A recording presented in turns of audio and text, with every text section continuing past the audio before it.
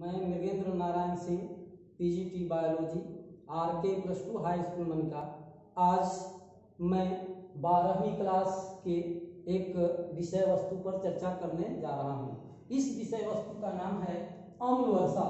अंग्रेजी में इसे एसिड रेन के नाम से जाना जाता है। यह समस्या एक महत्वपूर्ण पर्यावरणीय समस्याओं में से एक है। इस समस्या का प्रमुख कारण है वायु प्रदूषण। वायु प्रदूषण के कारण अम्ल वर्षा उत्पन्न होती है, जिससे अनेक प्रकार के हानिकारक प्रभाव जो हैं पृथ्वी पर दिखाई देते हैं।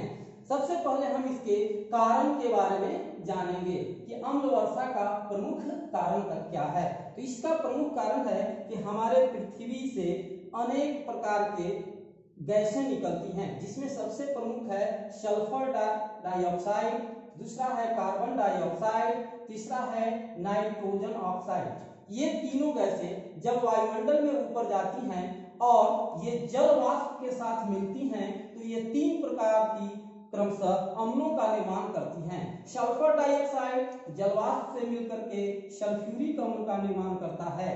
कार्बन डाइऑक्साइड जल वाष्प से मिलकर के कार्बोनिक अम्ल का निर्माण करता है। नाइट्रोजन ऑक्साइड जल वाष्प के साथ मिलकर के नाइट्रिक अम्ल का निर्माण करता है। ये तीनों अम्लें वर्षा जल के साथ घुल करके वापस पृथ्वी पर आती हैं, जिनसे अनेक प्रकार के हानिकारक प्रभाव पड़ते हैं। इस घटना को हम अम्ल वर्षा के नाम से जानते हैं। यानी वर्षा के साथ साथ सल्फ्यूरिक अम्ल, कार्बोनिक अम्ल और नाइट्रिक अम्ल भी उसके साथ साथ पृथ्वी पर आते हैं।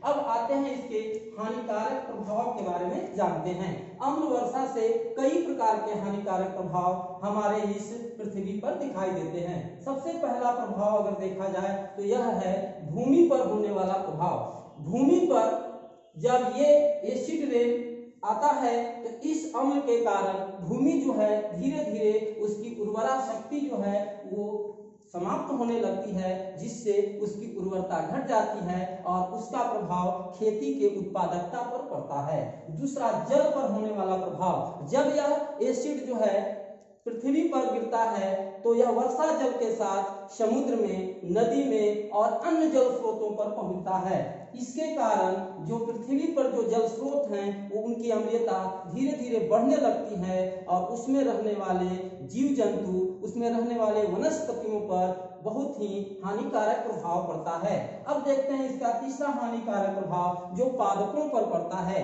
जब यह एसिड रेन होता है तो यह एसिड जब पादपों के ऊपर पड़ता है तो उनके पत्तियों को में उपस्थित क्लोरोफिल को धीरे धीरे यह नष्ट करने लगता है और जिसके कारण पृथ्वी पर उपस्थित जो पादप हैं उनको भारी नुकसान होता है। चौथा जो प्रमुख इसका हानिकारक प्रभाव है वो है इमारतों पर होने वाला प्रभाव।